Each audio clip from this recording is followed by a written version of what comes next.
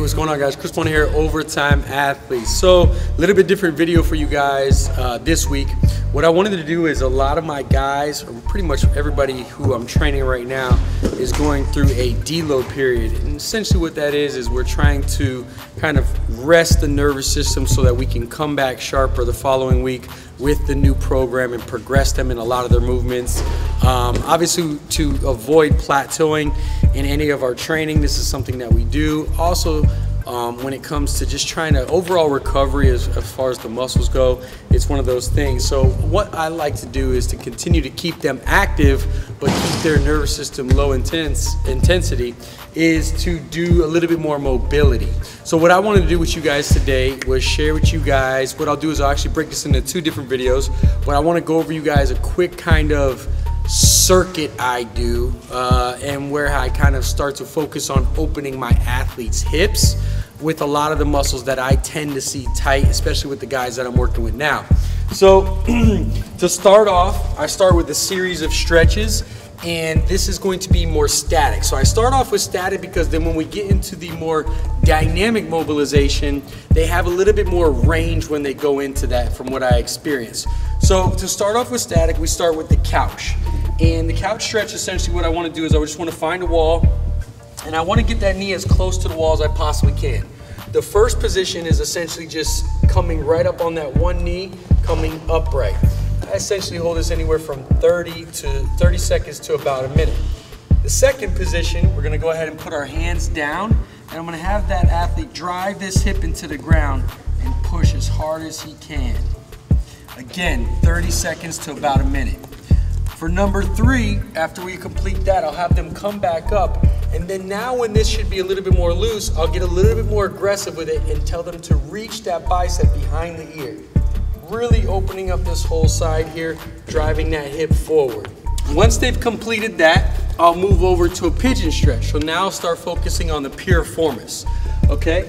And what we'll do is I'll have them come, cross that leg over, and I'll have them drive that foot back as far as they possibly can, pushing the toe that way. The first position, I'm gonna have them come onto their elbows. Again, this is gonna be anywhere from 30 seconds to a minute. I'll go ahead and have them come up here, push on their hands, and what I'm actually having them do is drive away from the ground, right? And try to sit this glute down into the ground as hard as they possibly can. Really forcefully trying to drive. Obviously, you're repeating the same thing on the other side. For number 3, what we'll do is we'll go into a frog stretch, really working the adductors. So what you're gonna do is you're gonna open up your knees as wide as you can, keeping the ankle at 90 degrees out. You're gonna sit yourself down into your elbows and push your hips back actively. I'd like to tell the athletes to breathe into this and really drive their hips back. Good, we'll hold that for a minute. Then after that, number 4, we're gonna go into, I don't know what this is called. I think we call this the lizard. But essentially what it is you're just kind of kicking this hamstring out, pulling that toe to the chin as hard as you can. You'll feel that stretch across the knee. And I just like to tell the athlete to slump down. Really kind of just draw that chest towards that knee. And if you have to, you can come back, or if you want to get more aggressive with it, stay forward. From there, obviously we hold that from 30 seconds to a minute. Then I'm going to move forward and I'm going to perform a groiner where I put my hands here. I'm trying to drive this inside elbow to the ground as hard as I can, stretching all through here and stretching this hip out as well. Then to finish up with the static stretches, essentially what we're gonna do is a McKenzie press up. Now we're actually focusing on the lower abdominals or that anterior chain. So I'm just gonna have them drive their hips hard as they can towards their hands, reaching up with their chin. Hold that 30 seconds, and then they'll perform a downward dog where they drive their hips back, drawing your chest towards the ground. Really focusing on stretching the calves here, really trying to focus on driving the heels to the ground. If you have to, I'll even have them go back and forth to try to get that stretch through the calf. Perfect, so that's it for the static portion of it, right? So after we go through those, it's probably gonna take anywhere from 10 to 15 minutes. Now that essentially we've gone through that static, they're pretty loose. So then what I perform is a series of dynamic mobilization. We're moving around, right? They're used to a dynamic warm-up in here.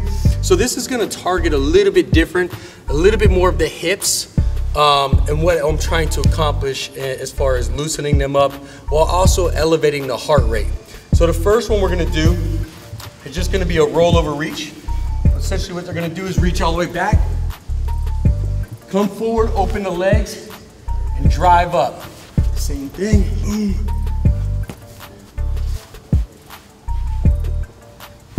I'll do anywhere from 10 to 20 reps on that. Second one we're gonna go from there is just gonna be what we call a scorpion. I'm gonna have them go hands here, flat out, feet straight back, drive their foot, toe, all the way to the hand. And I'll go 10 each side. Then I'll go prone scorpion on my back, driving, 10 each side. Then from there, I'm gonna focus a little bit more on hips. So what we'll start off with is going to be a 90-90, right? You're gonna be in a 90-90 position. And what I'm gonna do is just focus on internal to external rotation. So I'm just gonna flip the hips, keep my spine long. I'm not the most mobile, but as you can see, just try to stay tall in the torso, and they're moving back and forth, just like this. To get a little more aggressive with this, I might have them raise this leg here, and raise that external right there, boom, raise that up, and then come over just like that. Good, so they'll do a series of those. It's kind of one big circuit, and then what I'll break them into is what we call an inchworm. So essentially what they'll do is they're gonna stand tall here, they're gonna keep their knees stiff, they're gonna walk all the way out, hands above your head, and then they're gonna inchworm back all the way with their feet, and then go all the way back out. Here, all the way back out, all the way down. I'll typically go about 10 yards. As soon as they get that done, what we'll do is we'll go to a squat to thoracic reach. So I want you to go to a wide squat, or if you can go, the more narrow, the better. Essentially drive all the way down. They're gonna grab the opposite heel. They're gonna reach as high as they can up. Here, reach as high as they can up.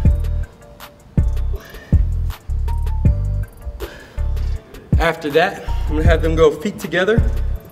From here, what I want them to do is I want them to go narrow squat. They're gonna try to drive their hips to the ground. Drive the hips to the back of their heels, their ass to their heels. Come all the way down, keeping your heels planted, really forcing that stretch across the ankle. Bang, here. And they'll probably do about 10 of those. Then we'll go really wide, keeping the knees out. Focus on coming down as far as they possibly can, coming up. Again, 10 of those. And then the last one I like to do is kind of like a reverse crossover or curtsy lunge, where they're reaching as far as they can, stretching this hip, coming here, coming back up.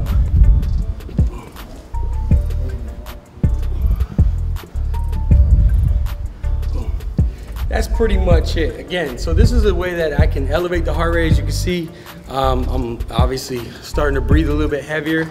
It's placing a little bit more dynamic movement, but it's kind of tackling anywhere from the hip suspension area, down through the hamstrings, hit the quad with the couch, obviously focusing on a lot on the ankle with creating that mobility in the ankle.